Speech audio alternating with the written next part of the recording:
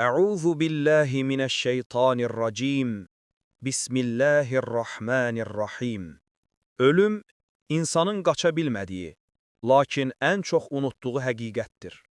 Qul, yaşadığı müddətdə onu çox zaman yada salmaqdan qaçar, amma ölüm onu heç vaxt unutmaz. Allah Teala Qur'an-ı Kərimdə buyurur ki, Kullu nəfsin zəikətül məut. Hər bir kəs ölümü dadacaqdır. Ali İmran surəsi 185-ci ayət.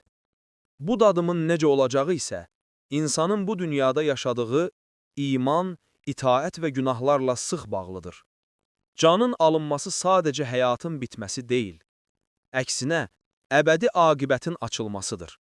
O an, insan üçün pərdələr aralanar, həqiqətlər bütün çılpaqlığı ilə üzə çıxar. Artıq nə bəhanə keçərlidir, nə də ertələmək mümkündür. Dil danışa bilmir, bədən itaətsiz olur, ruh isə bədənlə vidalaşmağa məcbur edilir. İndi bir anlıq düşün, bu an sənin başına gəlsəydi, halın necə olardı? Danışmaq istəyirsən, amma o an dilin tutulur. İllər boyu danışan, bəhanələr gətirən, susmalı olduğu yerdə susmayan dil artıq söz deyə bilmir. Gözlərin bərəlir, amma baxdığın dünyanın pərdəsi üzərinə endirilir.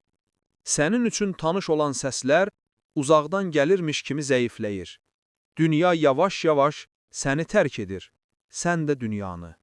Əlindən heç nə gəlmir. Nə tövbəni təxirə salmağın, nə sonra edərəm dediyin xeyirli əməllər, nə də ürəyini aldadaraq yığdığın dünya neymətləri o an sənə bir zərrə fayda vermir. Yanında olanlar sənə kömək etmək istəyir, amma edə bilmirlər. Səninlə sənin aranda artıq heç kəs yoxdur. Yalnız sən və Rəbbin. Ən ağır olan isə budur. O an anlayırsan ki, geriyə dönüş yoxdur. Biraz da vaxt verilsəydi. Kaş bir səcdə daha edə bilsəydim. Kaş qırdığım qəlblərdən halallıq ala bilsəydim deyə içindən fəryad qopar. Amma zaman bitib, saat dayanıb, qapı bağlanıb. Əgər Rəbbin sənə rəhm edibsə, ruhun bədənindən su damlası kimi ayrılar. Qəlbinə misilsiz bir rahatlıq enər. Mələklərin üzləri nur içində olar. Qorxu yerini sükunətə verər, dünya ağrısı bitər, əbədi rahatlığın ilk addımı atılar. Sən o an başa düşərsən ki, həqiqi həyat indi başlayır. Yox, əgər qəflət içində yaşayıb, haqqı bilə-bilə üz çevirmisənsə, canın çıxışı bədənimi parça-parça edər. Ruhun tikanlı budaqdan nəm parça çəkər kimi qopar. Peşmanlıq içini yandırar, amma artıq peşmanlığın faydası olmaz. O zaman anlayarsan ki, bu dünya aldatdı, sən isə aldandın.